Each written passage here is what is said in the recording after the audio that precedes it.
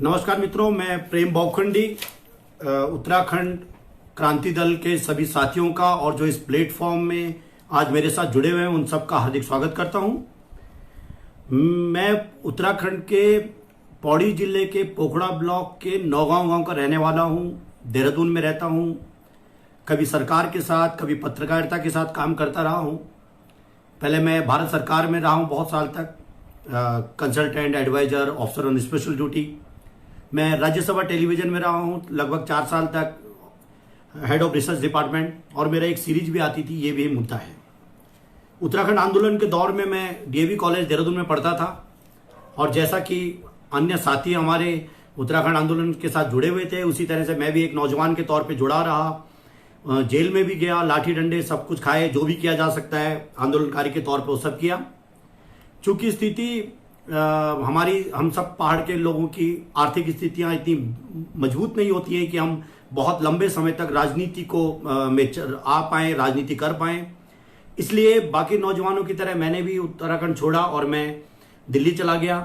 जवाहरलाल नेहरू विश्वविद्यालय से पढ़ाई करी। उसके बाद सर्व शिक्षा अभियान का नेशनल कंसल्टेंट बना। उसके बाद ग्रामीण विकास मंत्रालय में एडवाइजर बना। उसके बाद मैं ऑफिसर ऑन स्पेशल ड्यूटी रहा मिनिस्ट्री ऑफ पार्लियामेंट अफेयर में, और इस तरह से मैं बहुत सारे काम करता रहा हूं। बात मुझे आदेश हुआ है मित्रों का उत्तराखंड क्रांति दल के कि मैं आज स्वरोजगार के ऊपर कुछ बात करूं। मैं एक संस्था भी चलाता हूं, फ्रेंड्स ऑफ हिमालय, जिसका मुख्य मकसद है कि हम उत्तराखंड के अंदर जो छोटी संस्थाएं, जो मित्रजन काम कर रहे हैं, उनकी मदद कैसे कर सकते हैं। उसके लिए मैं बहुत दिनों से इन सब मुद्दों के साथ जुड़ा रहा हूं। चूंकि स्वरोजगार पे आदेश हुआ है बोलने का, मित्रों ने कहा है कि स्वरोजगार पे कुछ बात करना है, तो मैं स्वरोजगार को ही आज मुख्य तौर बात करूंगा। और मैं स्वरोजगार में कोई एक स्पेसिफिक या 2 सेक्टर की बात नहीं करूंगा, पर मैं बात करूंगा स्वरोजगार एज ए फिलॉसफी की, एज ए दर्शन की। तो मेरा मानना है कि स्वरोजगार कोई पसंद या नापसंद नहीं है। स्वरोजगार एक दर्शन है, एक फिलॉसफी है। कुछ लोग हैं जो स्वरोजगार ही पसंद करते हैं, वो किसी और रोजगार में जाना नहीं पसंद करते। और कुछ लोगों की समस्या ये है, कुछ संस्कृतियों की समस्या है, कुछ इलाकों की समस्या है कि वो स्वरोजगार के मुकाबले रोजगार नौकरियों के मुद्दों पर जाते हैं। ये अनफॉर्चुनेटली, बदकिस्मती से हमारे भी एक संस्कृति का हिस्सा बन गया है कि हमको स्वरोजगार पसंद नहीं है और हम जो है सामान्यतः बाहर चले जाते हैं। उत्तराखंड का पर्वतीय क्षेत्र सामान्यतः युवा विहीन, पुरुष विहीन रहा है। अगर हम पिछले 200 सालों के इतिहास को देखें, अगर हम बात करें 1785 के आसपास गोरखा का यहां पर अटैक हुआ था और वो लगभग 1815 तक उत्तराखंड में रहा। इन 20 सालों में, इन 20-25 सालों के अंदर उसने यहां पर क्या नहीं किया, क्या किया, उसको इतिहास की पुस्तकों में अगर आप पूछें, गोरख्यानी के रूप में उसको कहा जाता है कि किस तरह से उसने पुरुष विहीन कर दिया, किस तरह से यहाँ के छोटे छोटे बच्चों को, खासकर जो लड़के होते थे, उनको रणभूत में जला दिया जाता था। किस तरह से उन्होंने यहाँ की खेती, संस्कृति, सभ्यता, उसको नष्ट करने का काम किया। बड़े पैमाने पर महिलाओं को यहाँ से बाहर जाकर बेचा। वो समय यहाँ के इस उत्तराखंड के पहाड़ों ने देखा है। इसलिए ये सारे के सारे युवा भाग गए, मारे गए। जो थोड़े बहुत बच गए वो यहाँ किसी तरह से इधर उधर छुप छुपा के जीते रहे।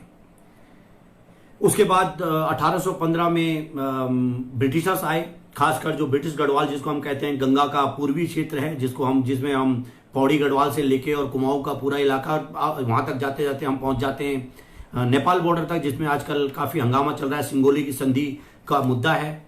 तो 1815 के आसपास ब्रिटिशर्स यहाँ आए। देहरादून में आखिरी वॉर होती है। देहरादून की वॉर के बाद ब्रिटिशर्स जीत जाते हैं, टेरी राजा हार जाता है, गोरखा को यहाँ से वापस जाना पड़ता है। वो सब एक इतिहास है, उस पर किसी और दिन किसी इतिहासकार के साथ चर्चा की जा सकती है। मैं उस पर बहुत विशेषज्ञ नहीं हूं। उसके बाद जब ब्रिटिश सेना यहां आई तो ब्रिटिश सेना को अपने लिए लड़ने के लिए लोग चाहिए थे। उनको लगा कि पहाड़ के लोग बहुत मजबूत हैं, आसानी से पहाड़ चढ़ जाते हैं, कोई सवाल जवाब नहीं करते, भोले भाले हैं, लेकिन अगर अड़ गए तो अड़ गए, लड़ गए तो लड़ गए टाइप के लोग हैं, लड़ाका हैं, प्रकृति के साथ रहते हैं, दिन रात संघर्षों में रहते हैं। तो उन्होंने बड़े पैमाने पर पहाड़ के नौजवानों को ब्रिटिश आर्मी में भर्ती करने का कोशिश कि उस जमाने में कि बच्चे खासकर 14-15 साल के भाग जाया करते थे जंगलों में। माएँ उनको भगा देती थी अगर गांव के अंदर कोई ब्रिटिशर्स आ गया। फौज में जबरदस्ती भर्ती कराया जाता था और इस तरह से बहुत बड़े पैमाने पर लोगों को भर्ती किया गया। इस पर अगर हम गहन तरह से विचार करें तो हम ये देखते हैं कि ब्रिटिशर्स आर्मी में हमें उनकी जरूरत नहीं थी। मजे की बात है कि उनको हमारी जरूरत थी। वो चाहते थे कि हम उनकी फौज में भर्ती हों और उन्होंने इसलिए बहुत सारी जबरदस्ती हमसे की है। गोरखा हमले से पहले हम लोग पूरी तरह से आत्मनिर्भर थे। अगर हम 1785 या हम 1815 से पहले की बात करें तो हम आत्मनिर्भर थे। और हम इतने आत्मनिर्भर थे, हम खेती करते थे, हम पशुपालन करते थे, हम बुनाई का काम करते थे, हमारे यहाँ क्राफ्ट का काम था, हमारे पास बागवानी थी, हम पूरी तरह से आत्मनिर्भर थे। हमारे ही लोग भुटिया ट्राइब्स की जो हम बात करते हैं, भुटिया जो कौम है वो चीन से लेकर और मध्य हिंदुस्तान तक, मध्य भारत तक, दिल्ली और मेरठ और इन सारे इलाकों तक में व्यापार करती थी। उनकी भेड़ों के ऊपर सामान रख कर जाते थे और कहाँ वो तिब्बत और कहाँ यहाँ तक वो लगातार व्यापार करते थे। और ये आत्मनिर्भरता हमारी जीवन शैली थी। हमको ज्यादातर इधर उधर कहीं भागना नहीं पड़ता था।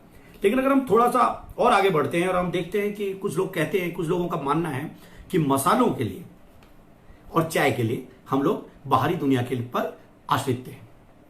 अब जो लोग ये बोलते हैं मैं उनसे इत्तेफाक नहीं रखता हूं, क्योंकि अगर हम चाय की बात करते हैं तो चाय हिंदुस्तान में इंट्रोड्यूस हुई है 1940-45 के आसपास में, जब ब्रिटिशर्स ने चाय को इंट्रोड्यूस किया है। मतलब पूरी तरह से, उससे पहले थोड़ा बहुत ब्रिटिशर्स पीते थे, चाइना से इंपोर्ट करके लाते थे, हिंदुस्तान में उगती नहीं थी, उगने की कोशिश करी तो ये कहीं थोड़ा बहुत दार्जिलिंग में कोशिश करी, जंगली चाय को इस्तेमाल किया। तो इसका मतलब है कि चाय के लिए भी हम आश्रित नहीं थे। दूसरी बात, जो लोग कहते हैं मसाले के लिए हम आश्रित थे, तो मसालों की स्थिति यह है कि हम लोगों के यहाँ आज भी उगता है और पहले भी उगता था। तो मुझे नहीं लगता कि मसालों के लिए भी हम पूरी तरह से किसी पर निर्भर थे।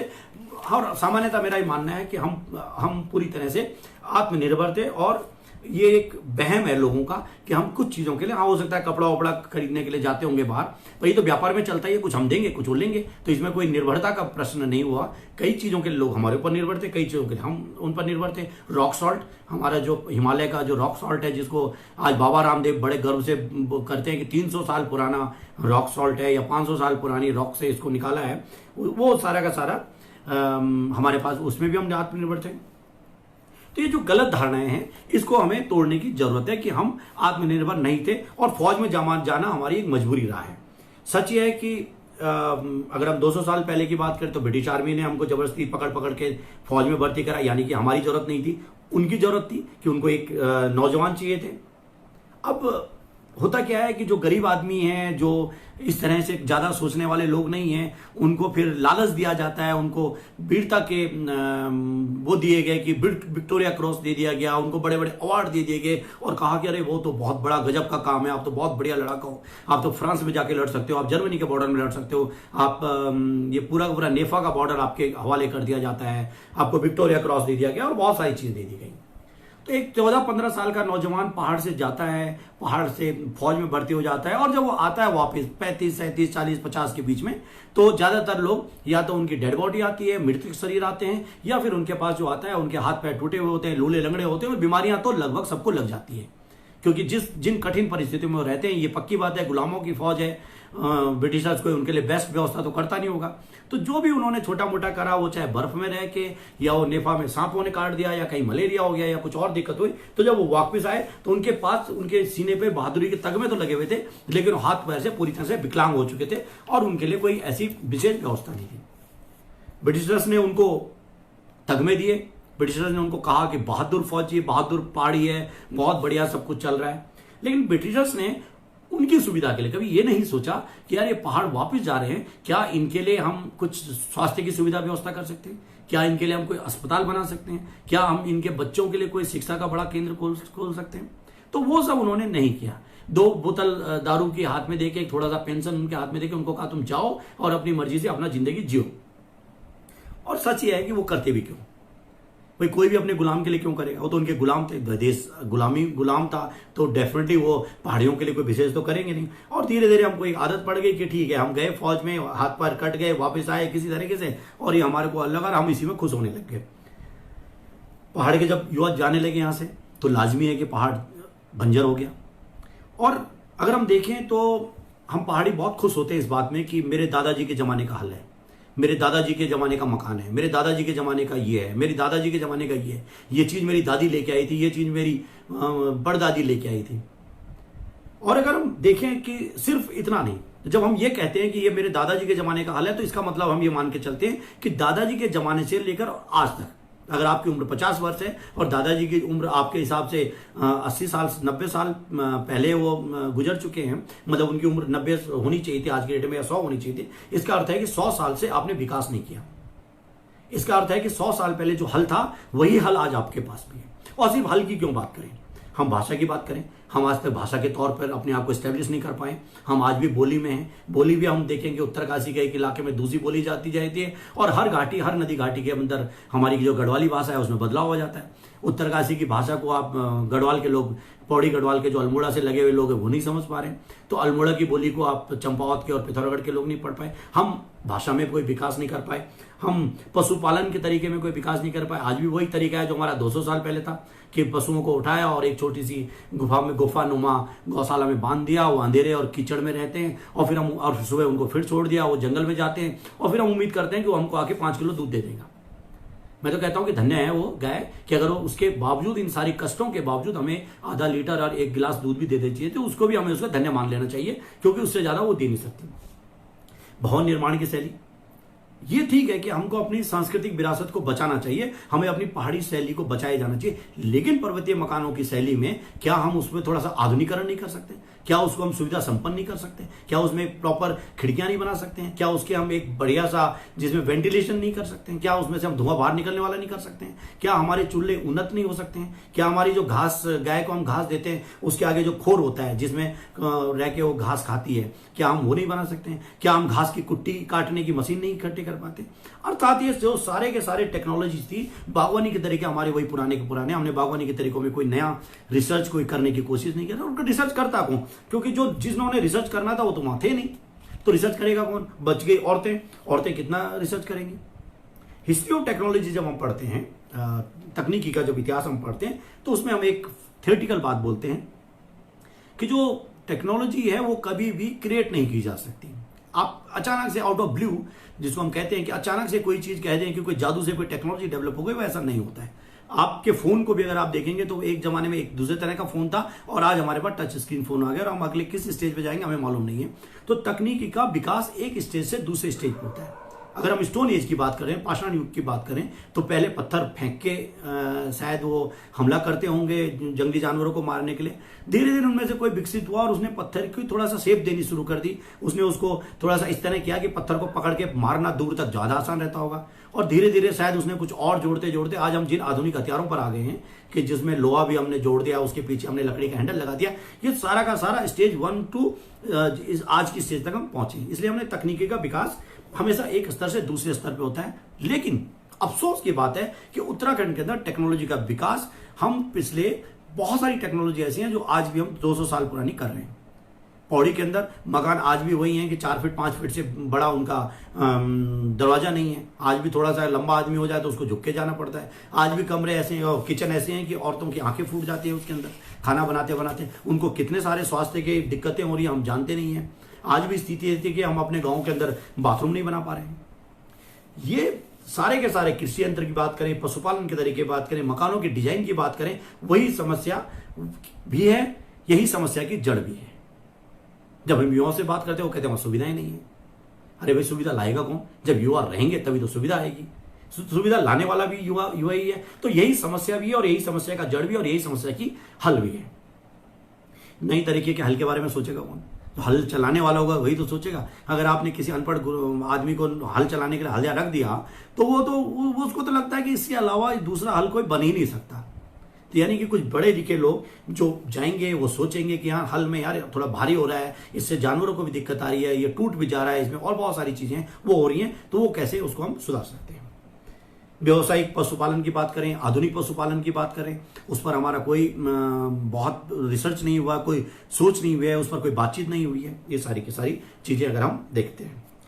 उसी तरह हम संचार के साधनों की बात करें, हम कोई संचार के नए साधन वहां पे उपलब्ध नहीं करा पाए, डेवलप नहीं कर पाए। आज भी अगर एक मोबाइल किसी दिन बंद हो जाता है तो वहां पर बहुत देर तक कई दिनों तक टावर नहीं आता है। लोग होंगे, डिमांड होगी तो मार्केट फोर्सेज अपने आप आएंगी हमको वो सारी सुविधाएं उपलब्ध कराने के। और जब यहाँ पर, और ये सब के सब तब होगा जब युवा वहां रहेगा। जब युवा रहेगा तो जो जीवन है वहां का, जो ग्रामीण जीवन है, उसमें एक नया संचार, नए खून का संचार होगा। धीरे धीरे सुविधाएं हमारे आसपास आएंगे। धीरे धीरे जो हमारे पिछड़े गांव हैं जिनमें जो तकनीकी से या आधुनिकरण से पिछड़ गए हैं, उनमें धीरे धीरे आधुनिक ज्ञान विज्ञान सुविधाएं आएंगी और हम धीरे धीरे पहाड़ को दोबारा से जीवित कर पाएंगे, जिसको हम कहेंगे कि दोबारा से बसा पाएंगे। पहाड़ के पिछड़ेपन का जो एक बड़ा कारण वही कहा जाता है कि सुविधाएं नहीं है साहब, वहां पे सुविधाओं का अभाव है साहब, पलायन हो रहा है साहब, लोग मजबूर हो रहे हैं क्योंकि सुविधाएं नहीं है, अच्छा स्कूल नहीं है, अच्छा हॉस्पिटल नहीं है, घर, इसलिए पहाड़ छोड़ने के लिए हर सक्षम व्यक्ति जिसके पास जरा सी हिम्मत हो रही है, जो 10वीं पास कर रहा है, जिसको मौका मिल रहा है, वो तुरंत पहाड़ को छोड़कर भाग जाता है। अब ये सुविधाएं लाएगा कौन? जब सारे लोग भाग जाएंगे तो सुविधाएं लाएगा कौन? तो ये जो प्रश्न है कि सुविधा पहले आएगी या पहले लोग ठहरेंगे, ये स्थिति, ये प्रश्न उसी तरह का है जैसे हम कहते हैं कि पहले अंडा आया या पहले मुर्गी आई। दोनों के दोनों में ये बड़ा दिक्कत है। सुविधाएं तभी आएंगी, मैंने पहले भी कहा, सुविधाएं तभी आएंगी जब पहाड़ में युवा होगा, लोग रहेंगे तो आप सोच के मान लें कि मांग बढ़ेगी। मैं अभी कुछ दिन पहले पोखड़ा ब्लॉक को लेकर एक सर्वे कर रहा था हॉस्पिटल को लेकर, और मैंने देखा कि वहां पर अच्छा डॉक्टर, एक भी क्वालिफाइड डॉक्टर अवेलेबल नहीं है, जिसको हम कहेंगे एमबीबीएस। शायद बीएमएस 2-4 डॉक्टर हैं, लेकिन एमबीबीएस डॉक्टर कोई अवेलेबल नहीं है। जब मैंने पता किया कि क्यों नहीं है, तो पता चला कि एमबीबीएस डॉक्टर कह रहा है कि जी मैं इतने पैसे खर्च करके, 50 लाख रुपए खर्च करके या 1 करोड़ रुपए खर्च करके मैं डॉक्टर बनूं और फिर मैं पोखड़ा में चला जाऊं, वहां मेरे पास लोग कहाँ आ रहे हैं, बात कहाँ कर रहे हैं सारे के सारे लोग, तो जो मेरे पास पैसे देने वाला भी तो चाहिए ना। तो और पैसे देने वाला क्यों क्या कह रहा है कि यार डॉक्टर आता नहीं है इसलिए मैं यहां से चला जाता हूं, मेरे को अच्छा डॉक्टर चाहिए इसलिए मैं यहाँ रहता नहीं हूं, अपने बच्चों को शिफ्ट कर रहा हूं।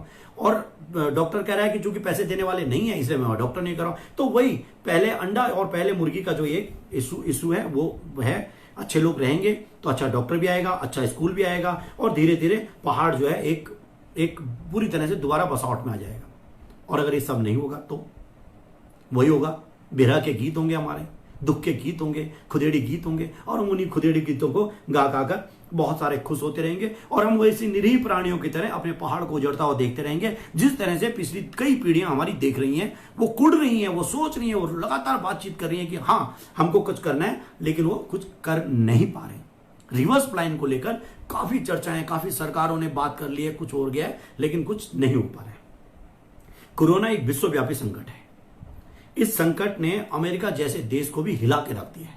उसकी जो शक्ति का अपना घमंड था कि मैं बहुत घमंडी हूं, मेरे अंदर बहुत ताकत है, मैं जब चाहूं अफगानिस्तान में तोड़ा बोला कि पहाड़ियों को तोड़ सकता हूं, मैं अब जब चाहूं अपनी बम से और मिसाइलों से हिरोशिमा और नागासाकी को उड़ा सकता हूं, वो भी एक कोरोना के सामने घबरा गया है। और इसने बहुत सारे मिथक तोड़ दिए, इसने ये भ्रम भी तोड़ दिया है, खासकर हमारे मित्रों का, हमारे पहाड़ी नौजवानों का, जिनके दिमाग में ये था कि पहाड़ से बाहर जाएंगे, शहरों में जाएंगे तो रोजी रोटी कमा पाएंगे। सच क्या हुआ कि ये शहर, जिस शहर में हम अपने खून पसीना दे रहे हैं, जिस शहर के लिए हमने अपना घर बार छोड़ा, जिस शहर के लिए हम अपने यहां से सब कुछ बिखर के, हमने अपनी संस्कृति, अपने धर्म, अपना सब कुछ छोड़ छाड़ के गए, उस शहर ने हमें 50 दिन खाना भी नहीं खिलाया, और हम त्राही करके, हम झूठ कितना बोल रहे हैं, हमारे मित्र कितना बोल देंगे, हम अपनी मर्जी से आए, लेकिन सच ये है कि हम त्राही करके बहुत मुश्किल से वहां से आए हैं। और 2 महीने की लॉकडाउन ने हमारी अपनी व्यक्तिगत अर्थव्यवस्था का भी, और जिस तथाकथित शहरी अर्थव्यवस्था को लेकर हमारा इतना घमंड है, उस दोनों को उन्होंने चकनाचूर कर दिया है।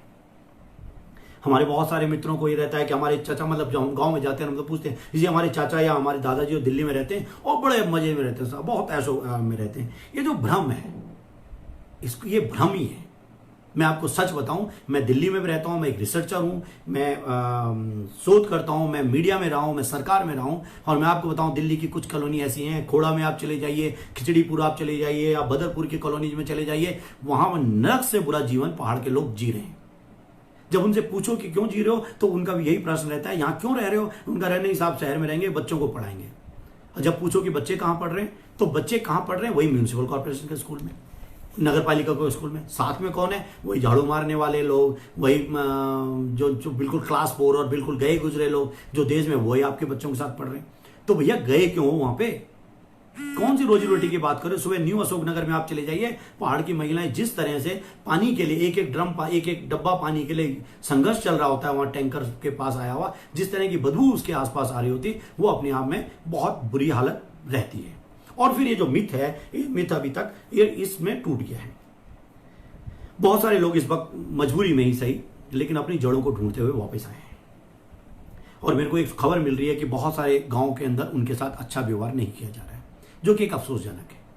ये हमें मान के चलना चाहिए, चाहे अच्छा ही बुरा ही है, कुछ भी हो सकता है। वो लोग व्यक्तिगत तौर पे कितने भी अच्छे रहे हो, कितने भी बुरे रहे हो, लेकिन उनके साथ मानवता के नाते हमें एक अच्छा व्यवहार करना है। उनके लिए खाने की व्यवस्था कीजिए, अगर उनका घर टूट गया तो कुछ दिन अपने घर में रहने की व्यवस्था कीजिए, जहां पर हो सकता है उनकी मदद कीजिए और ये मान के चलिए कि वो कष्ट में आए।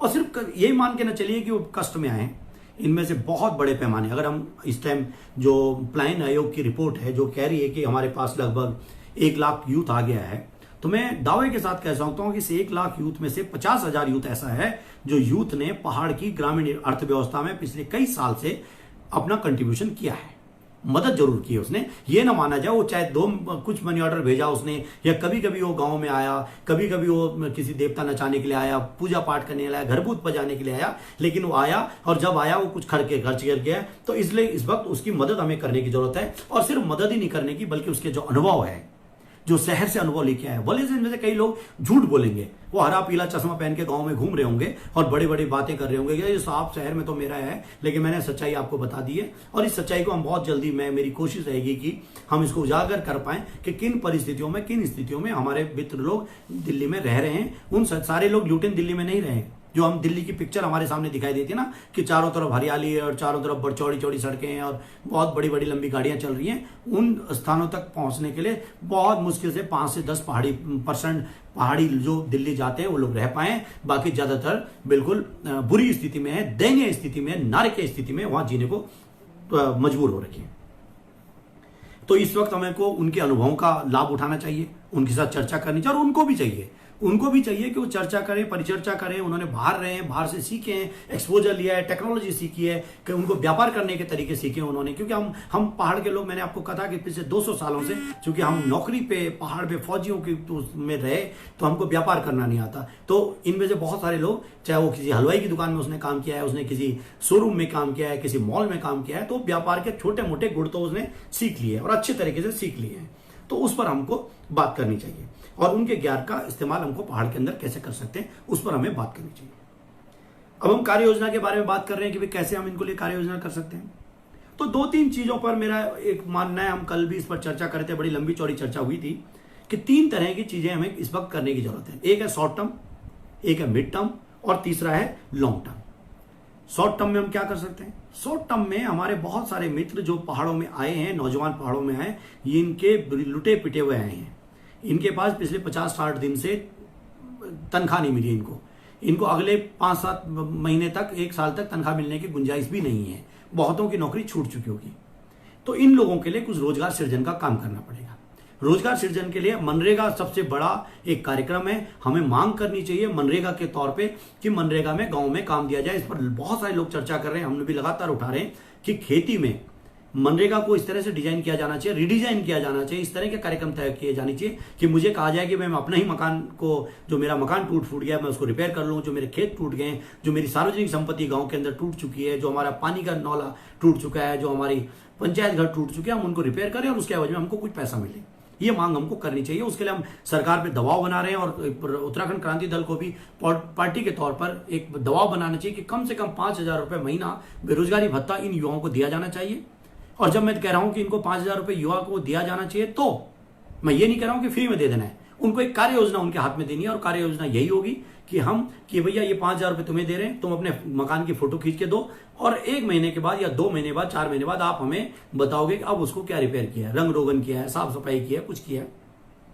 और इसी के साथ में जो हमारी दूसरी जो मांग है, जिस पर हम वनाधिकार आंदोलन के तहत मांग कर रहे हैं कि मकान बनाने के लिए, मकान रिपेयर करने के लिए, खेतों को रिपेयर करने के लिए, सार्वजनिक संपत्ति को रिपेयर करने के लिए जो वन अधिकार आंदोलन, वन अधिकार के अंतर, वन अधिकार कानून के तहत हमारे जो पुश्तैनी हकूक हैं, हमको लकड़ी चाहिए, हमको पत्थर चाहिए, हमको मिट्टी चाहिए, हमको रेता चाहिए, वो सरकार मुफ्त व्यवस्था उपलब्ध कराने की कोशिश की जाए, वो सरकार हमें मुफ्त में उपलब्ध कराए। तो मनरेगा को इसके साथ जोड़ा जाए, तुरंत रोजगार की व्यवस्था हमको अपने दोस्तों के लिए, अपने भाइयों के लिए, जो हमारे नौजवान पहाड़ गए उनके लिए करनी है। और जब तक रोजगार हम सरकार उनको नहीं दे पा रही, तब तक हमको ऐसा कुछ करना है।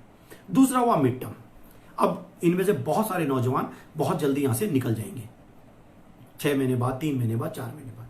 तो जो दूसरा वाला ग्रुप बचेगा जिसके पास नौकरी नहीं है, उस नौजवान के लिए हमें मिड टर्म की कुछ व्यवस्था करनी होगी, ताकि वो 1 साल, 2 साल, 3 साल के अंदर कुछ अपना स्टैब्लिश कर पाए। जब हम रोजगार की बात करते हैं तो रोजगार में भी 2-3 तरह की चीजें आती हैं। रोजगार का मतलब सिर्फ, स्वरोजगार का मतलब सिर्फ ये नहीं है कि हम एक दुकान खोल दी तो वही स्वरोजगार है। स्वरोजगार में हम कोई नया क्रिएशन भी कर सकते हैं। और स्वरोजगार के बाद जो अगला स्टेप आता है, जो दूसरी जिसको हम स्वरोजगार में जोड़ते हैं, उसको बोलते हैं एंटरप्रेन्योरशिप डेवलपमेंट का, कि हमने एक ऐसा रोजगार तय कर लिया जिसमें मैं और मेरे साथ 2-4-5 लोग और साथ में जुड़े हुए हैं, उनके साथ मिलकर हम रोजगार करेंगे। और तीसरा जिस पर प्रधानमंत्री नरेंद्र मोदी भी आजकल काफी अग्रेसिव हैं और लोग भी कह रहे हैं, उसका क्या है, स्टार्टअप। स्टार्टअप में कोई आप इनोवेटिव तरीका लीजिए, आपको इनोवेटिव आइडियाज डेवलप कीजिए और उसके लिए सरकार से लोन लीजिए। सरकार बहुत अच्छे सब्सिडी दे रही है, उसमें इनोवेटिव के लिए बहुत आसान सस्ते ऋणों में दे रहा है, और उसको इनोवेशन के तौर पे स्टार्टअप के तौर पर उसको सरकार को रजिस्टर कराइए। अब स्टार्टअप में बात आएगी क्या हो सकता है। अगर हम घराटों का इतिहास देखें उत्तराखंड के अंदर, तो घराट हमारे यहाँ पहाड़ों में लगभग 1,75,000 घराट का इतिहास मिलता है उत्तराखंड और हिमाचल के अंदर, जो घराट समय के साथ बंद हो गए हैं।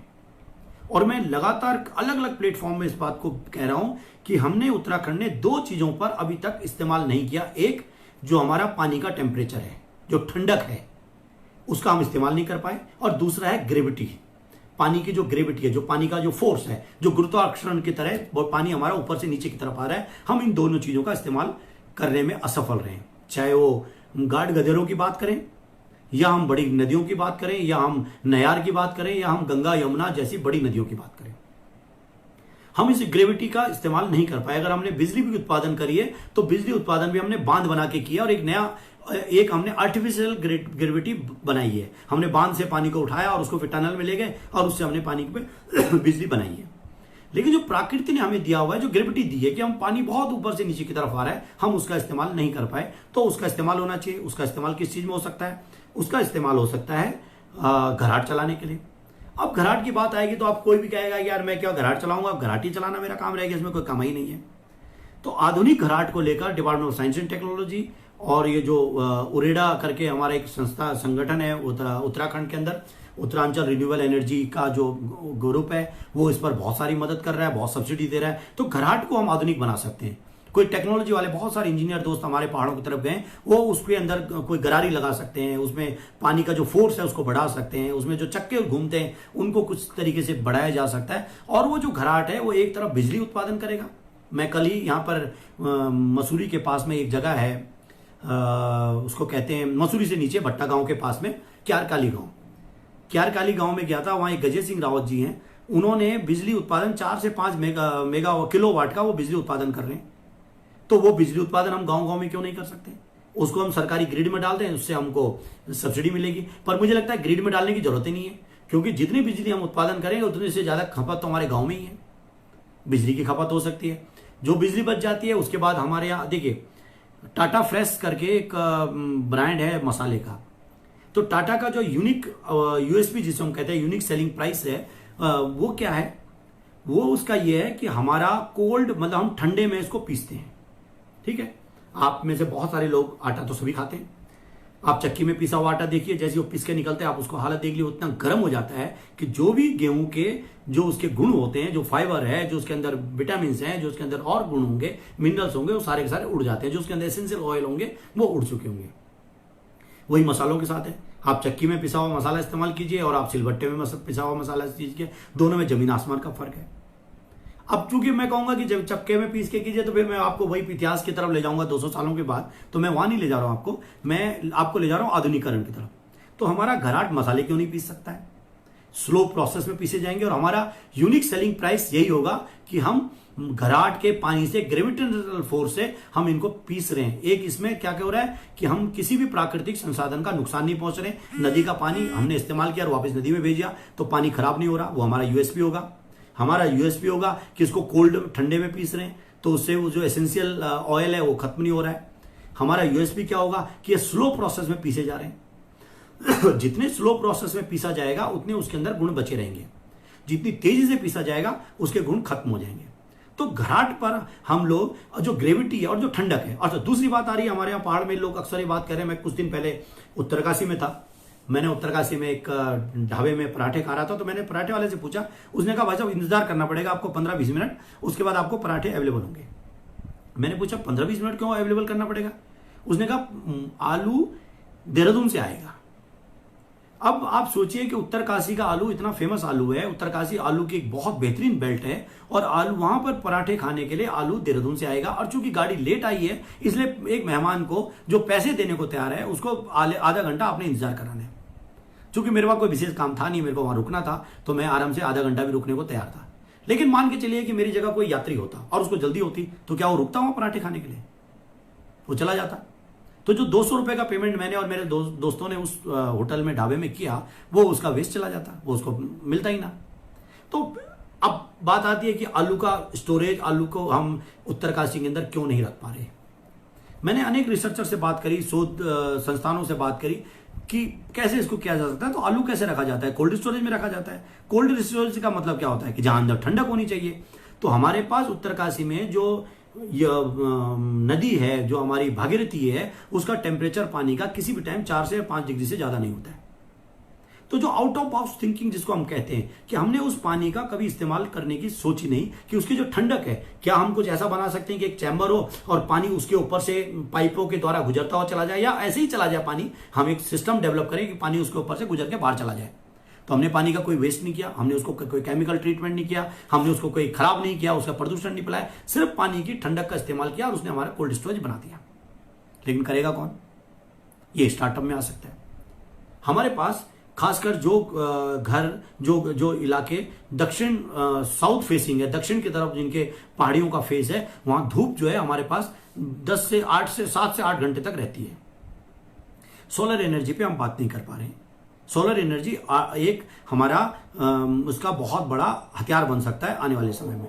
हालांकि कुछ लोग कह रहे हैं कि विंड एनर्जी भी है हमारे पास हवा भी बहुत तेज चलती है, लेकिन मैं अभी विंड पर बहुत ज्यादा उस पर मुझे नॉलेज नहीं है कि कितना हम विंड के लिए कितनी जरूरत पड़ेगी, लेकिन सोलर के लिए मैं मान के चल रहा हूं कि की जा सकती है।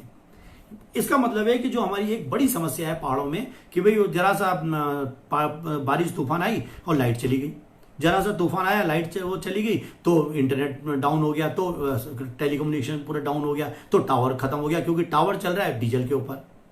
हमारे पास कोई गारंटीड सोर्स नहीं है एनर्जी का। तो क्या हम घराट से, क्या हम सोलर से कोई गारंटीड एनर्जी का सोर्स ला सकते हैं? तो क्या इसके लिए कोई स्टार्टअप किया जा सकता है? हमारे 3-4-5 दोस्त मिले जो टेक्नोलॉजी पे इतना काम कर रहे हैं, इंजीनियर हैं, जिन्होंने इंजीनियरिंग की हुई है, जो दूसरे लालाओं के लिए काम कर रहे हैं, अपने श्रम को, अपनी शक्ति को इस्तेमाल कर रहे हैं दूसरे के लिए, और वो कमा रहा है।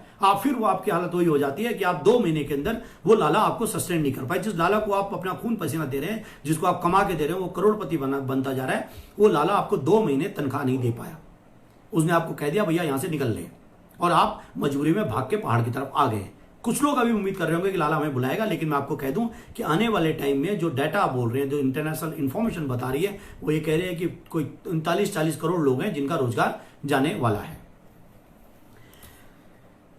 अभी कुछ मित्र कह रहे हैं कि कैफे टूरिज्म को लेकर बात चल रही है। मैं टूरिज्म में बात करूंगा, थोड़ी देर बाद बात करूंगा, क्योंकि मैं टूरिज्म का बहुत ज्यादा समर्थक नहीं हूं।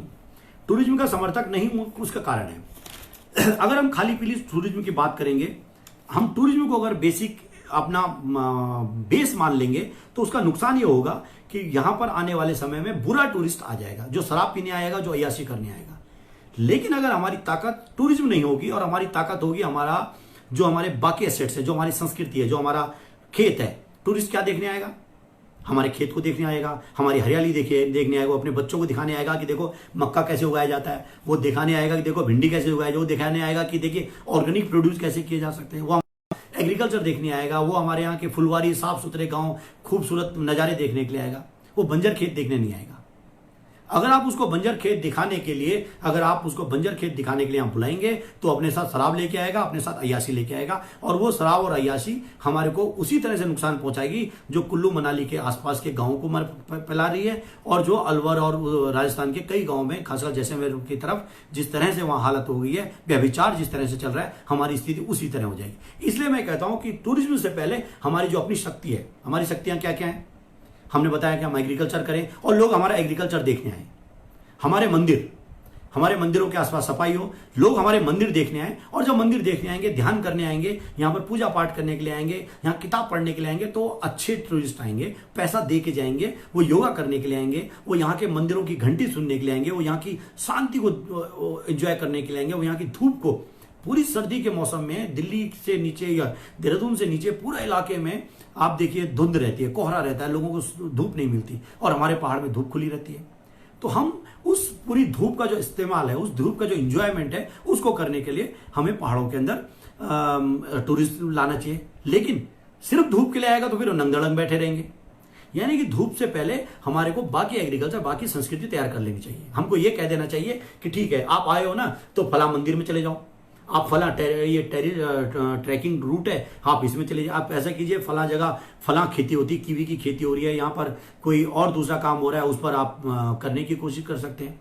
तो लोग जो बेवजह का टूरिस्ट है उस पर हम बात कम करनी चाहिए। अच्छा, टूरिज्म के साथ प्रॉब्लम क्या है कि टूरिस्ट जब आएगा और पैसे खर्च करने जब आएगा, और खासकर ये वाला टूरिस्ट जिसको हम कहते हैं जो एनसीआर का टूरिस्ट है, हरियाणा दिल्ली पंजाब का जो टूरिस्ट है, जो पैसा लेके आएगा वो अपने पैसे के दम पर चाहेगा कि आपको नचाएगा। वो जो हम देखते हैं कि जो ये चारधाम यात्रा वाला आता है, वो जिस तरह से गंद फैलाता है, जिस तरह से बदतमीजियां करता है पूरे रास्ते में, वो आने वाले समय में मेरे को बहुत खतरनाक लग रहा है, नुकसानदायक लग रहा है।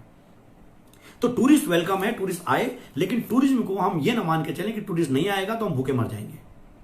टूरिस्ट के साथ एक और मैं चीज बता दूं, बहुत सारे, मैं गजेंद्र सिंह जी का मैंने अभी बताया, हम पिछले हफ्ते गए थे, 2 दिन पहले गए थे, तो उन्होंने ये कहना था कि वो महीने के अंदर 3 या 4 महीने की उनकी फसल होती है और वो 1 महीने के 25 से 30 लाख रुपए का फूल बेचते हैं। साल भर में लगभग 1 करोड़ रुपए का उनका सेल है। इस साल क्या हुआ, कोरोना की वजह से पूरी दुनिया बंद हो गई, उनका फूल बंद हो गया, उनको 25-30 लाख रुपए का नुकसान हो गया।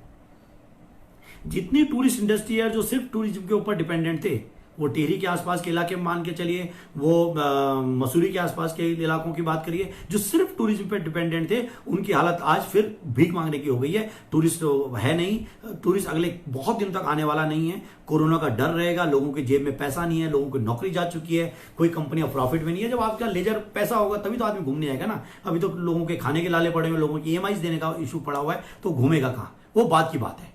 तो पहला प्रश्न ये है कि टूरिज्म को हम तब करेंगे जब हमारा एग्रीकल्चर मजबूत होगा। वो आएगा कि यार मैं पहाड़ जाना चाहता हूं और मैं मतलब 10 दिन वहां रह के दूध पीना चाहता हूं। वो आएगा यहाँ हेल्थ के लिए कि वो यार मेरे को किसी को टीबी हो गई, किसी को दमा हो गया, किसी को कुछ हो गया, वो जाना चाह रहा है पहाड़ में, और वहां वो 2 महीने स्थानीय भोजन करना चाह रहा है, वो स्थानीय फल खाना चाह रहा है, वो स्थानीय दूध पीना चाह रहा है, वो स्थानीय मांस खाना चाह रहा है, और स्थानीय संस्कृति को जीना चाह रहा है, और जाके उसका स्वास्थ्य ठीक हो सके, तो वो पेमेंट दे के जाएगा। नहीं तो वो वैसे ही आएगा कि जैसे गुजराती आते हैं यहाँ पे, वो अपने साथ अपना खाना लेके आते हैं, गाड़ियों के ऊपर उन्होंने सामान रखा होता है, और वो सारा का सारा अपना कोई अठन्नी पैसा खर्च नहीं करते, गंद और फैला के चले जाते हैं। हमारे एक मित्र हैं, वो कह रहे हैं कि गैरसैंण को दुनिया की सबसे खूबसूरत वेल प्लान राजधानी बनाने की जरूरत है। मैं बिल्कुल सहमत हूं आपसे, लेकिन मैं कह रहा हूं कि आज हम स्वरोजगार पे बात कर रहे हैं, तो मैं डाइवर्ट होना नहीं चाहूंगा। अब बात आ रही है कि मैं स्वरोजगार में हम क्या क्या कर सकते हैं, तत्काल क्या क्या कर सकते हैं।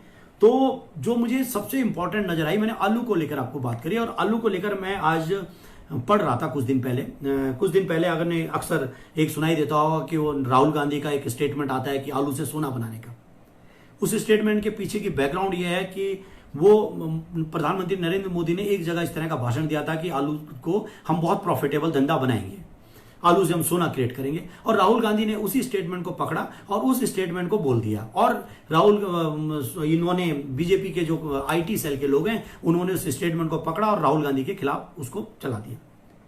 लेकिन मेरा मानना है कि सचमुच आलू से सोना बन सकता है, और नहीं बनता तो आप बताइए। 1 रुपए का आलू, 75 पैसे का आलू, 70 पैसे का आलू, और वो बिक रहा है आपको 15 रुपए का चिप्स के पैकेट में, जिसमें आधा आलू होता है और आधे से ज्यादा उसमें हवा होती है। आज मैं देख रहा था, आज मैंने कहीं सुबह उसको पढ़ रहा था आज की वार्ता के लिए, तो मैं देख रहा था कि आलू की चिप्स 200 से 250 रुपए किलो सामान्यतः बिक रही है। आलू के फ्लेक्स, वो जो आलू भुजिया हल्दीराम बना रहा है, हल्दीराम या जो और लोग बना रहे हैं, फ्लेक्स बना रहे हैं आलू के, वो सारे के सारे 150 से 200 रुपए किलो वो बिक रहे हैं। आलू को कुछ मत करिए और सिर्फ ड्राई रखिए। मैं पहाड़ के अंदर या देहरादून के अंदर समय बहुत है, हमारे पास आलू को आराम से छीलेंगे, काटेंगे और आराम से पकाने के लिए समय होता है।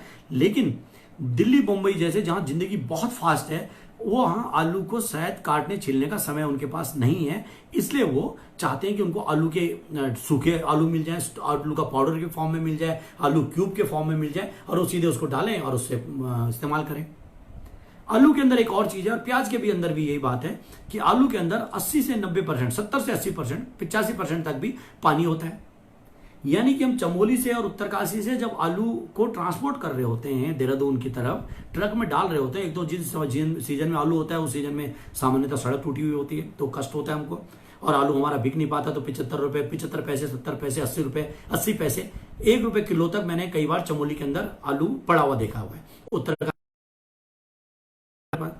तो क्या हम इस आलू को प्रोसेस कर सकते हैं स्टार्टअप के तौर पे, स्टार्च बनाया जा सकता है। आज मैं एक मित्र से बात कर रहा था, साइंटिस्ट हैं, बहुत बढ़िया काम है उनका रुद्रप्रयाग में, जितेंद्र बुटोला। मैं चाहूंगा किसी दिन उनको भी लाया जाए फेसबुक लाइव में। वो कह रहे थे कि आलू का स्टार्च जो है उसकी मार्केट में बहुत डिमांड है और बहुत बड़ी टेक्नोलॉजी है, टेक्नोलॉजी में आसानी से लगाई जा सकती है। तो फूड प्रोसेसिंग एक बहुत इंपॉर्टेंट इशू है। जब हम फूड प्रोसेसिंग की बात करते हैं तो सामान्यतः मित्रों का ये कहना होता है कि अरे यार वो मार्केट का है। मैं ये कह रहा हूं कि मैं पोखड़ा का रहने वाला हूं, क्या हम पोखड़ा के अंदर इतना उत्पादन कर पाए कि पोखड़ा की जो डिमांड है उसको पूरी कर पाए?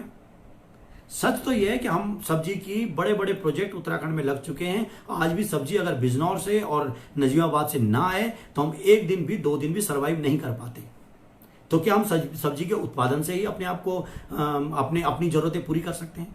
और सब्जी के उत्पादन की जब मैं बात कर रहा हूं तो मैं फिर वही मैंने कहा कि नई टेक्नोलॉजी के साथ, मैंने आपको कहा कि आधुनिक उपकरणों के साथ, मैंने आपको कहा कि व्यावसायिक तरीके से, प्रोफेशनल तरीके से, वो सिर्फ 100 गज में या 50 गज के एक छोटे से पुंगड़े में भिंडी लगाने से काम नहीं चलेगा। वो व्यावसायिक होगी, बड़े पैमाने पर होगा। हो सकता है उसके लिए आपको लीज पे लेनी पड़ी जमीन है, हो सकता है आपको अपने चाचा ताऊ इन सब की जमीन हो। गजे सिंह की जो मैं बात कर रहा हूं, उन्होंने 50 बीघा जमीन, जिसमें ढांग भी है और जो घास काटने वाले हमारे ढांग होते हैं, वो सब मिला मिला के 50 बीघा जमीन इकट्ठा करिए, इसलिए वो इतना बड़ा फूल वहां बेच पा रहे हैं। तो क्या हम ऐसा कुछ कर सकते हैं? विनोद नेगी हमारे सामने बैजरों में एक बहुत अच्छा सक्सेसफुल मॉडल है। सुधीर सुंदरियाल हमारे पास डाबरा गांव में, कभी जाइए आप लोग, बहुत सक्सेसफुल मॉडल है। हमारे पास देवराड़ी और बिजरोआ पानी के आसपास में पोखड़ा में बहुत सक्सेसफुल मॉडल है। हमारे पास ये संगला कोटी में भास्कर द्विवेदी काम कर रहे हैं, बहुत सक्सेसफुल मॉडल है। हमारे पास बड़ोला गांव के अंदर कुछ नौजवान पिछले दिनों से सब्जी उगा रहे हैं, बहुत सफल मॉडल है। ये सारे के सारे सफल मॉडल आजकल समय है हमारे पास। लॉकडाउन ऑलमोस्ट खत्म हो चुका है, हम इंटरनल इधर उधर जा सकते हैं। तो इस प्रोसेस में जो नौजवान पहाड़ आए उन सक्सेसफुल मॉडल को देखें। जेपी मैठानी पीपल कोटी में काम कर रहे हैं, हम चाहेंगे देखें कि वो क्या काम कर रहे हैं, हम जानने और सीखने की कोशिश करें कि नया क्या किया जा सकता है। हमारे पास जो लोन देने का, अब हमको दूसरी बात आती है लोन की।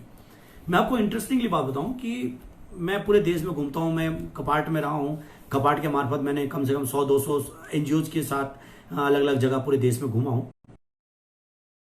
योजनाओं का फायदा नहीं उठा पाते। एक तो हम डरते हैं, हमको डर लगता है ये बाबा अगर हमने ये ले लिया तो कल को कुड़की ना हो जाए, तो हमारा पहले ही नेगेटिव थॉट से शुरू होता है। और हमने अगर लेना भी चाहे तो आसपास वाले सागले कहते हैं अरे बस इसकी तो होने वाली है कुड़की, ये तो निपट गया, इसने लोन ले लिया, इसने बैंक में हाथ डाल दिया, इसने सरकार के कामों में हाथ डाल दिया। मैं ये कह रहा हूं कि खादी ग्रामोद्योग के पास 25 लाख रुपए तक का लोन देता है फ्रूट प्रोडक्शन के लिए, सब्जी के का प्रोसेसिंग, उनका अचार बनाना, जैम बनाना, जेली बनाना, इन सब चीजों के लिए 35% सब्सिडी है उसमें। महिलाओं के लिए, अगर महिलाओं के नाम से महिलाएं लोन लेती है तो 35% सब्सिडी है। तो 25 लाख के लोन का 35% आप मान के चलिए कितना रकम बनती है। आप अगर पुरुष उसको लोन लेता है तो 25% लेती है। आप अकेले मत लीजिए, आप ग्रुप बनाइए, सेल्फ हेल्प ग्रुप बनाइए, आप उसको 3-4 लोग मिलके कोई company not for profit company. मैं तो कह रहा हूं कि बहुत दिनों से मैं इस बात पर चर्चा कर रहा हूं कि उत्तराखंड के अंदर कंपनियां क्यों नहीं क्रिएट की जा सकती। मैंने आज भी लगातार से, मैं जब हरीश रावत मुख्यमंत्री थे, मैंने उनसे कई बार कहा कि हमको कुछ एक सिस्टम ऐसा डिजाइन करना चाहिए कि हर ब्लॉक के अंदर कंपनी क्रिएट हो, वहां के नौजवान अपनी मिलकर क्रिएट कंपनी बनाए और वो कंपनी सरकार तय करे कि उस ब्लॉक के अंदर जो भी सरकार खरीदारी करती है, उस ब्लॉक के अंदर सरकार जो भी काम देती है उसकी प्राथमिकता इन्हीं कंपनियों को दी जाए। क्यों हम ला रहे हैं कंपनी बिजनौर से, क्यों ला रहे हैं बरेली से, क्यों ला रहे हैं हम दिल्ली मुंबई से, क्यों नहीं हमारे नौजवान कर सकते हैं? और अगर सीधे नहीं दे सकते तो ज्वाइंट वेंचर में दिया जा सकता है कि ठीक है भाई 25%, 50%, 75% स्टेक हमारे उस ब्लॉक के नौजवानों को रहेगा और बाकी स्टेक हमारे बाहर के नौजवानों को रहेगा, बाहर की कंपनियों का रहेगा। तो ज्वाइंट वेंचर किया जा सकता है। इसके लिए हमको लॉबिंग करने की जरूरत है। ये लॉन्ग टर्म प्लानिंग में मैंने आपको बताया कि लॉन्ग टर्म प्लानिंग में हो सकता है।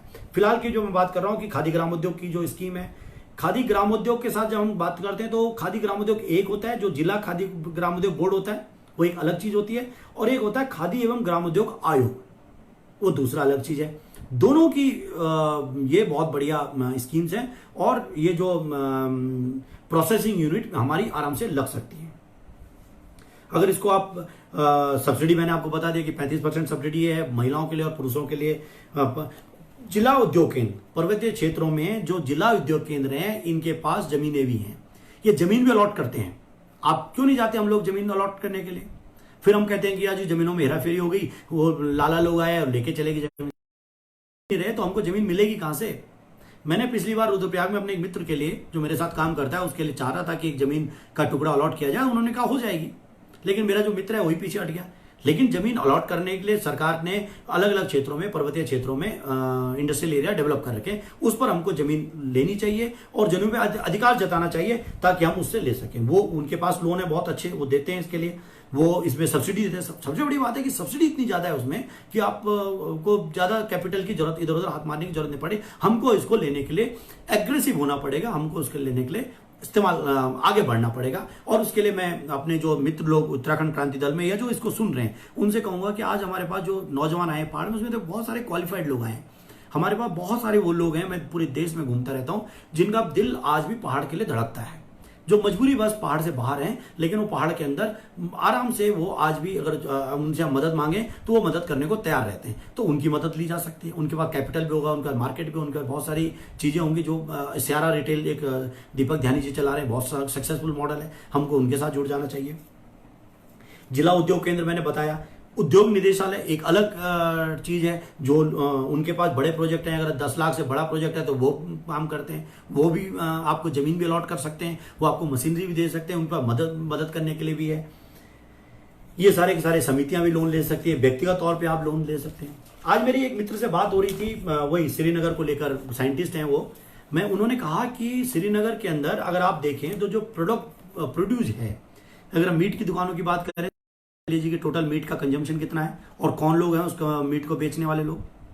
आप बात कर लीजिए ये जो बाकी जिसको लेकर हमारे UK 1 वाले मित्र बिस्जी वगैरह काम कर रहे हैं, बार्बर की दुकान है, टेलर की दुकान है, बाकी और छोटे मोटे दुकान है, उन पर बात कर लीजिए। लेकिन अगर बहुत लोगों को इसमें दिक्कत भी हो रही है तो भी हम जो आसानी से कर सकते हैं वो स्मॉल प्रोसेसिंग यूनिट, मैंने बताई आपको।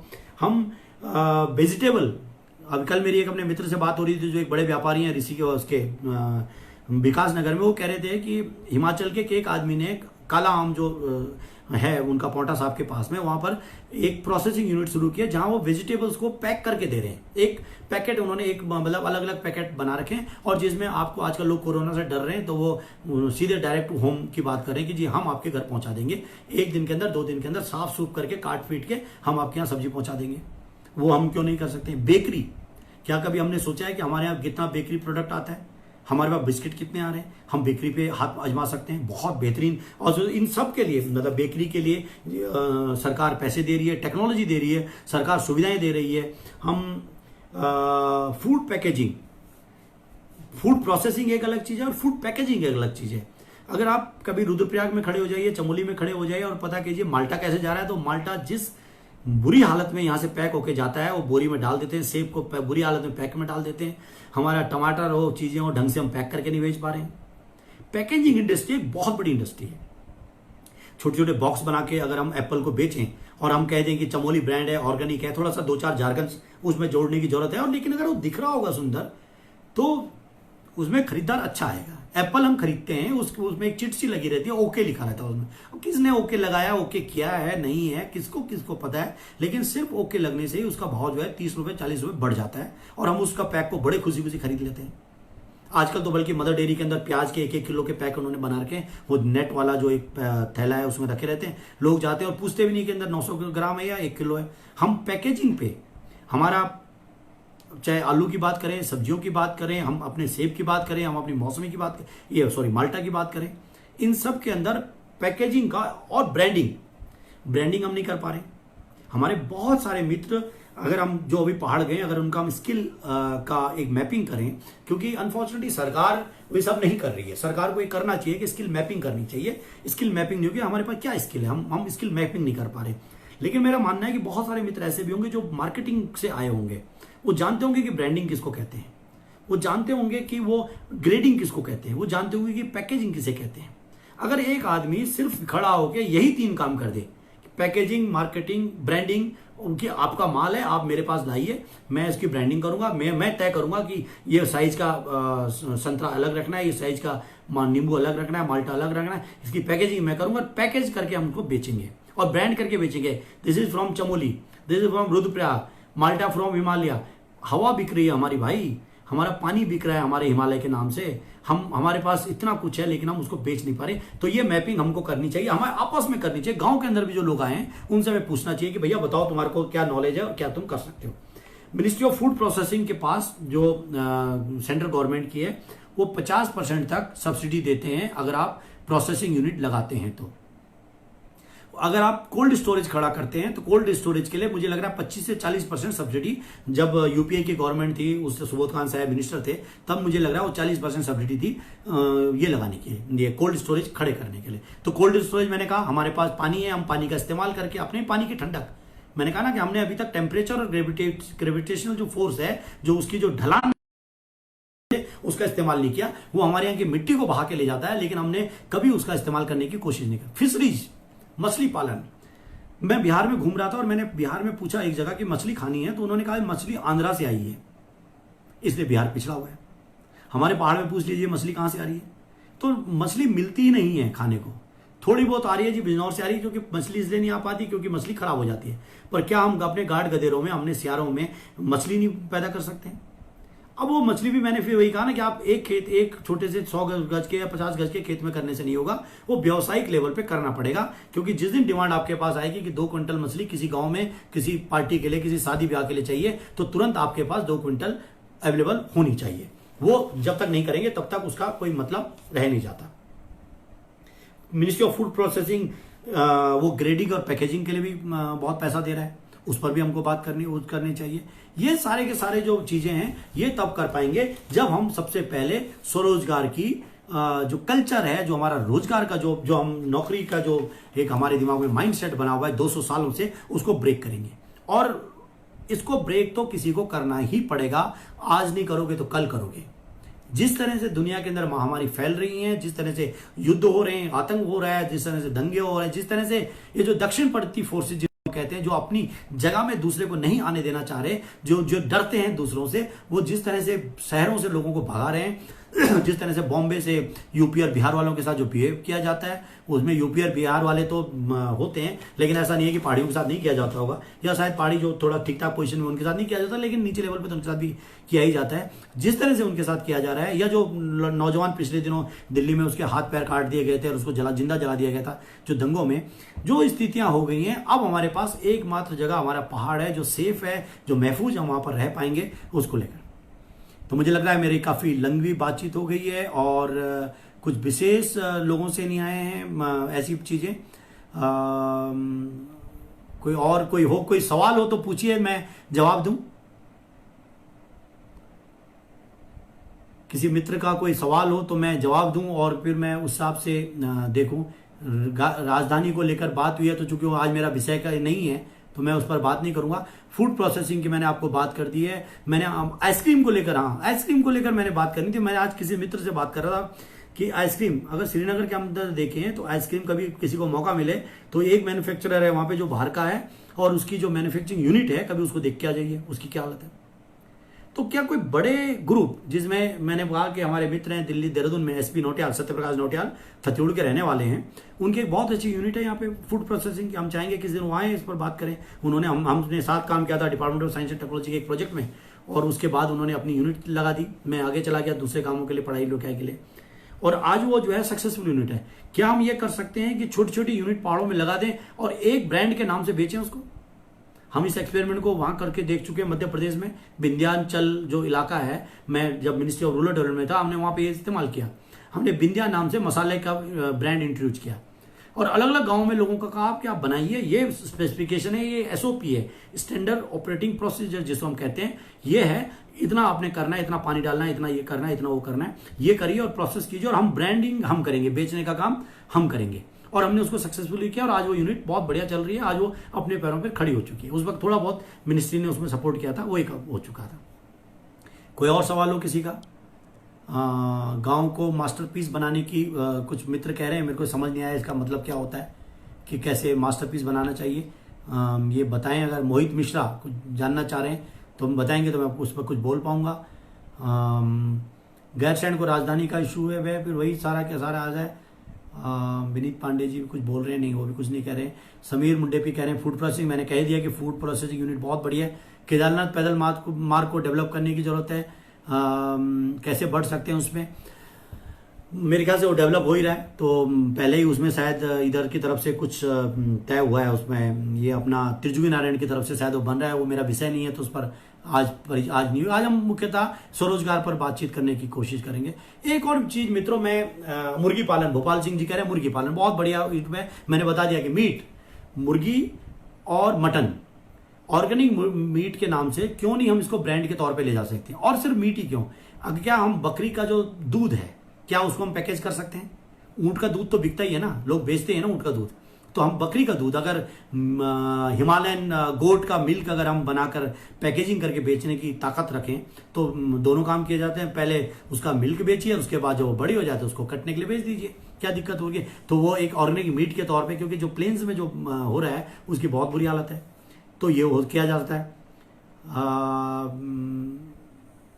जय सिंह जी का जो प्रश्न है वो शायद आज मेरे उसमें नहीं है। हाँ, एक और चीज मित्रों मैं इस सबसे हटकर थोड़ा बोलना चाहता हूं, वो ये है कि हमने कल भी डिस्कशन किया था वन अधिकार के ऊपर। ये जो फॉरेस्ट राइट है हमारे हाथ से धीरे धीरे छीन लिए गए। वो क्यों छीने, कैसे छीने, उस पर कभी लंबी कहानी है कैसे छीने गए। आज हम 2006 में एक वन अधिकार कानून बना था। उस कानून के तहत आपको आपकी जो रहने वाले लोग हैं, वनों के आसपास रहने वाले जो ट्रेडिशनल लोग रहते हैं वहां पे, उनका अधिकार है वो अपने अधिकार को क्लेम करें। लेकिन अधिकार के साथ क्या होता है कि उसको क्लेम करना पड़ता है। जैसे मनरेगा में भी है ना, मनरेगा में अगर आप क्लेम नहीं करेंगे तो आपका कोई क्लेम बनता नहीं। ऐसा नहीं कि सरकार आपको आपके घर आके नौकरी देगी, आपको क्लेम करना पड़ेगा, रोजगार की डिमांड करनी पड़ेगी। इसलिए एक तो ज्यादा से ज्यादा लोग अपने अपने पंचायतों में मनरेगा में रोजगार के लिए एप्लीकेशन डालें।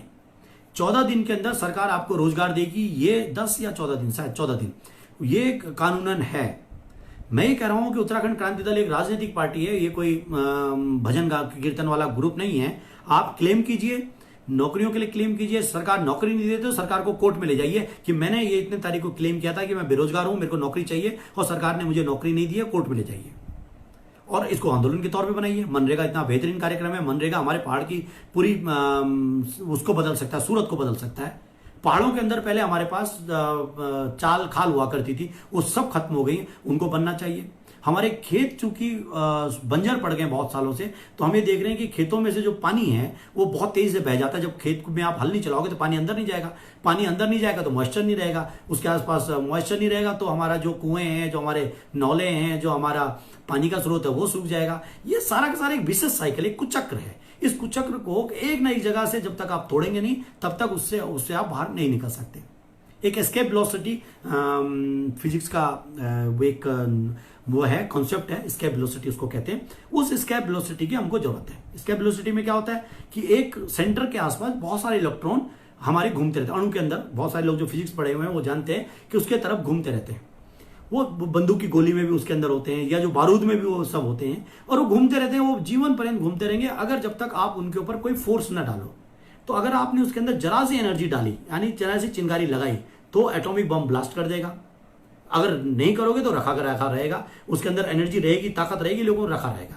वैसी बंदूक की गोली है, जब तक उस पर पीछे से कटक क्लिक नहीं जाएगा। क्लिक का मतलब वो गर्मी पैदा करता है, गर्मी पैदा करता है। जितनी तेजी से गर्मी पैदा करता है उतनी तेजी से जो इलेक्ट्रॉन है जो घूम रहा होता है अपनी एक सर्किल के अंदर, एक कुचक्र के अंदर, वो उसको अटैक करता है, वो अगले वाले पे अटैक करता है, अगला वाला अगले पे करता है, अगला अगले पे करता है, सीधे गोली जो है एक सामूहिक तौर पर जाके सामने जिस पे उन्होंने मारना है उस पर लग जाती है।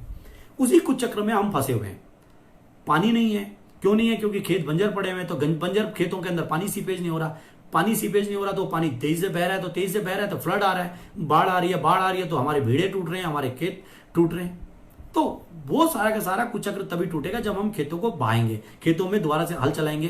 कुछ नहीं बोएंगे, छोटी मोटी चीजें बो के आ जाइए, कुछ भिंडी बो दीजिए, सब्जियां बो दीजिए, दालें बो दीजिए, जिनको सुअर जंगली जानवर नहीं खाता है, और जंगली जानवर खा भी ले तो खाने दीजिए, कम से कम सीपेज पानी तो जाएगा, मॉइस्चर तो रहेगा, हमारे नौले और हमारा जो पानी के स्रोत है वो तो जिंदा रहेंगे, कम से कम फ्लड तो नहीं आएगा, टूटेगा तो नहीं। तो मनरेगा में हमको डिमांड करनी चाहिए कि हम मनरेगा को एग्रीकल्चर के साथ जोड़ा जाए, पहली बात। और उसके अलावा जो वन अधिकार कानून के तहत हमको क्लेम करने चाहिए। मैं आज से सबसे निवेदन कर रहा हूं कि बड़े पैमाने पर क्लेम कीजिए। कहिए कि ये जंगल हमारा था, यहाँ पे हम जंगली जानवर, हम अपने जानवर लेके बचपन में जाया करते थे। अगर आपके पास कोई फोटो है उसकी, वो फोटो के साथ लगाइए कि हाँ मैं बचपन में यहाँ जाता था, हम यहाँ से जंगल से पानी लाते थे, कूल आती थी हमारे गांव में, जिसको ने आना बंद कर दिया। दोनों तरह के नियम है उसमें, एक सामूहिक जो हमारे अधिकार है उसकी बात है और एक हमारे व्यक्तिगत अधिकारों की बात है। अगर आपके खेत में कोई रास्ता बंद कर दिया है, आपके गांव के अंदर जाने का कोई रास्ता बंद कर दिया, आपका पानी बंद कर दिया है, आपका व्यक्तिगत क्लेम है, आप व्यक्तिगत क्लेम कीजिए। क्लेम करने का तरीका यह है कि आप एक सादे एप्लीकेशन के साथ अपना मोहर लगा के ग्राम सभा को दीजिए और ग्राम सभा उसको ब्लॉक में जमा करेगी और फिर ब्लॉक ग्राम सभा को कहेगा कि आप एक ग्राम सभा की बैठक कीजिए। जब हम ग्राम सभा की बैठक करेंगे तो ग्राम सभा में अप्रूव करेगी कि हाँ ये इनका क्लेम है और इनको अधिकार है, इनको इस फॉरेस्ट में से रास्ते का उसका अधिकार है। हम उस क्लेम को कभी कर ही नहीं रहे। हमारे यहाँ उत्तराखंड के अंदर 2006 से, हालांकि पूरी तरह से वो कानून लागू नहीं हुआ, वो भारतीय जनता पार्टी और कांग्रेस दोनों ने उसमें गद्दारी करी है, दोनों ने उसको लागू नहीं किया। लेकिन जो थोड़ा बहुत हुआ है उसमें करीब 500 क्लेम पिथौरागढ़ और चंपावत से कुछ लोगों ने किए हैं, खासकर आदिवासी समूह ने किए हैं, और वो क्लेम भी सारे के सारे डीएफओ ने कैंसिल कर दिए। मैं कह रहा हूं कि आप बड़े पैमाने पर क्लेम कीजिए, फॉर्म भरिए। अच्छा, एक और चीज इंटरेस्टिंग बताऊं कि छत्तीसगढ़ में ये पिछली जो सरकार बीजेपी की सरकार थी, रमन सिंह की सरकार थी, जिसकी वजह से कांग्रेस की सरकार इतनी थंपिंग मेजोरिटी के साथ वहां जीती है। इन्होंने क्या किया कि कॉर्पोरेट्स के लिए, जो कि बड़े बड़ी वहां माइनिंग होती है, बड़े बड़े जो कॉर्पोरेट वहां गए थे उनको जगह चाहिए थे, तो उन्होंने क्या किया, झूठी सच्ची ग्राम सभा की बैठक कर दी। कैसी कर दी? 50 ग्रामों को ले गए, वहां कुछ सब ट्राइबल है बेचारे, अनपढ़ हैं, उनको मीट भात खिलाया और एक सादे कागज में साइन करा दिए। वो सादे कागज में साइन करा दिया और कह दिया ग्राम सभा ने तय कर दिया ये जमीन फला आदमी को दे दी जाए। और इस तरह से जब रमन सिंह ने कांग्रेस ने उसका विरोध किया तो उसका नतीजा हुआ कि ग्रामीणों को समझ आया, अरे हमने तो कहा ही नहीं था इनको कि ये जमीन हम तुम्हें दे रहे हैं। उन्होंने उसे माइनिंग कर दी, गांव वालों के रास्ते बंद कर दिए, गांव वालों को निष्कासित कर दिया गांव से और कह दिया कि तुमने तो तय कर दिया था ग्राम सभा में। तो विरोध करने के बाद कांग्रेस की सरकार आई है। मैं कह रहा हूं कि हमको जब हम क्लेम करेंगे और जब एक बार, दो बार, तीन बार, चार बार वो क्लेम हमारा सक्सेस नहीं होगा, तब जाके हम सरकार से कह सकते हैं कि अब फिर हम कोर्ट जा सकते हैं। और कोर्ट में जाने के लिए हमारे बहुत सारे मित्र तैयार हैं, वो सारी व्यवस्था हो जाएगी। यूकेटी के बहुत सारे लोग हैं, यूकेटी के समर्थक बहुत सारे लोग हैं जो कोर्ट में हैं, वो इसको कर सकते हैं और कोर्ट में हमें PIL पे जाना चाहिए। तो दोनों चीजें, मनरेगा के अंदर और फॉरेस्ट राइट एक्ट के अंदर हमें अपने जो राइट्स हैं, हमारे को जो कानूनन संवैधानिक अधिकार मिले हैं, उनको क्लेम करना पड़ेगा। अगर आप क्लेम नहीं करोगे तो वो सारे के सारे आपके क्लेम को नल एंड वाइड हो जाएंगे, कोई मानेगा ही नहीं और कुछ दिनों बाद कह दिया जाएगा आप तो इस गांव में रहते नहीं, और धीरे धीरे जो वन है जो वो धीरे धीरे आपके गांव के अंदर घुस जाएगा। आज आप जंगली जानवर आपके गांव में आपको मार के चला जाए तो आप कुछ नहीं कर सकते, आपने अगर उसको मार दिया तो आपको जेल हो जाएगी। क्यों हो जाएगी भाई ऐसा? तो अगर जंगली जानवर मेरे घर आ रहा है तो क्या मैं फॉरेस्ट डिपार्टमेंट के ऊपर कानूनन कार्रवाई नहीं कर सकता हूं कि आपका बाघ है, आपका बंदर है, आपका भालू है, आपका सुअर है, मेरे घर कैसे आ गया? अपने रखो ना उसे अपनी बाउंड्री के अंदर। जब मुझे आप अपने बाउंड्री के अंदर नहीं जाने दे रहे हो तो आपका मेरे बाउंड्री के अंदर क्यों आ रहा है? ये हमको क्लेम करने पड़ेंगे। और अगर मित्रों हमने क्लेम नहीं किया तो धीरे धीरे हम पहाड़ को खो देंगे। फॉरेस्ट डिपार्टमेंट और सरकार धीरे धीरे हमारे गांव को खा जाएगी, बहुत बड़े पैमाने पर खा चुकी है और बहुत उसके बाद खा जाएगी। एक मित्र हैं लक्की गुसाई, वो कह रहे हैं कि भाई जी ये कोल्ड स्टोरेज क्या होता है? लक्की, जो जहां पर सब्जी और बहुत सारी चीजों को, खासकर उन सब्जियों को, उन फलों को रखा जाता है जो खराब हो जाते हैं, वहां उसको ठंडा एक स्टोर बनाया जाता है जिसके अंदर ठंडक की टेम्परेचर को 3, 4, 5 डिग्री पे लाया जाता है। समझ लो एक बड़ा सा फ्रिज आपने देखा है, बड़ा सा फ्रिज है, उसको हम कोल्ड स्टोरेज बोलते हैं, जिसमें ये जो जब हम यहाँ से किसान अपना सामान बेचता है तो बड़े बड़े लाला उसको कोल्ड स्टोरेज में रखते हैं और फिर मुंह मांगे दाव पे बेचते हैं। अभी होता क्या है कि हमारे पास चूंकि कोल्ड स्टोरेज नहीं होता और मान लो मेरे पास दो ट्रक जो है टमाटर हो गया और मेरे पास रखने की जगह नहीं है, तो मैं ट्रक लेके मंडी जाऊंगा और मंडी में मेरे ट्रक को, कभी आप जाइएगा मंडी में, और जिस तरीके से, जिस बेशर्मी के साथ, जिस बदतमीजी के साथ मेरे माल की बोली लगाई जाती है वहां पे, और जिस तरह से मुझे नीचा दिखाया जाता है, किसान को नीचा दिखाया जाता है, उसमें कई बार दर्द होता है। तो इसके लिए जब किसान के पास ताकत होगी, वो कहेगा मैं नहीं दे रहा हूं, मेरे पास टमाटर आया है, मुझे प्रोसेसिंग आती है, मैं टमाटर का प्यूरी बनाऊंगा और जब मैं चाहूंगा तब मैं बेचूंगा। मैं तय करूंगा कि कब बेचना और कब नहीं बेचना, और अपने रेट पे और अपनी शर्तों पे बेचूंगा। मैं नहीं बेचता आपके, तो मैं आपको बता रहा हूं कि ये मंडी समितियां आपके सामने घुटने टेक देंगी। ये भगवान और भक्त के बीच का मामला है। जिस दिन हम मान के चले ये जो किसान है ये भक्त है और भगवान वो है जिसने खरीदना है, जो एंड प्रोड्यूसर है। उनके बीच में जो आड़ती हैं, जो पुजारी के फॉर्म में बैठे हुए हैं, जो कुछ नहीं कर रहे हैं, ना वो उगा रहे हैं ना वो खा रहे हैं, लेकिन माल बना रहे हैं बीच में 2.5%, 3%, 4%, और उसके अलावा जो हेरा फेरी करते हैं वो करते हैं। तो उसको बचने के लिए हमारे पास एक होता है कोल्ड स्टोरेज, जहां हम कच्ची सब्जियों को, कच्चे फलों को रख सकते हैं, उसमें ठंडक में, फ्रीज समझ लो बड़ा वाला। और दूसरा होता है प्रोसेसिंग यूनिट, कि हम उसको टमाटर को, कच्चा टमाटर नहीं बेच रहे, टमाटर को प्यूरी बना रहे हैं उसकी। वो बहुत प्यूरी बनाने के लिए बहुत कुछ करना नहीं पड़ता। टमाटर में से बीज को अलग करना होता है, उसको उबाल के रख देना होता है, उसमें एक दवाई डाल देनी होती है, वो उतने से ही हो जाता है। वो सब कहने की बात होगी, बहुत कुछ किया जाए तो हम प्यूरी बनाकर बड़े बड़े जैरकिन में बेच सकते हैं। आइसक्रीम मैंने आपको बताया, आइसक्रीम बनाना कोई बहुत बड़ा काम नहीं है। दूध है, उसको ठंडा करना है, उसको जमाना है और उसमें कोई चीज डालनी है, उसने से काम हो जाएगा। तो वो उतना चल जाएगा, तो वो हम किया जा सकता है। और कोई सवाल हो किसी मित्र का? और किसी मित्र का कोई सवाल? इस बीच में फोन आने लग गए हैं।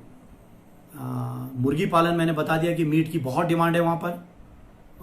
मीट फ्रेश नाम से बेच सकते हैं। फ्रेश क्यों बेचना है, ऑर्गेनिक बेचो, हिमालयन मीट सबसे बढ़िया। हिमालय तो ऑर्गेनिक के नाम से कुछ भी बिक जाएगा। लोग हवा भी सुनने हमारे है कि पहाड़ से पैक करके ले जा रहे हैं और हवा भी बेच रहे हैं। अभी वो जो अंदर हवा ले जाता है वो जो है वो उसको बहुत नुकसान हो गया। वो कह रहे हैं कि हवा नहीं जा पा रही मेरे यहाँ। पानी बिक रहा है पहाड़ का, उसको हम पैकेजिंग में बेच पाएंगे। बकरी का दूध मलेरिया के इलाज के लिए बहुत बढ़िया, जयसिंह जी बता रहे हैं और बिल्कुल सही है कि बकरी के दूध की पिछले दिनों डिमांड 3-3 हजार रुपये लीटर हो गया था। बहुत ही बढ़िया है, उसमें सचमुच है। डेंगू में बहुत इस्तेमाल हुआ था, उसको हम बेच सकते हैं।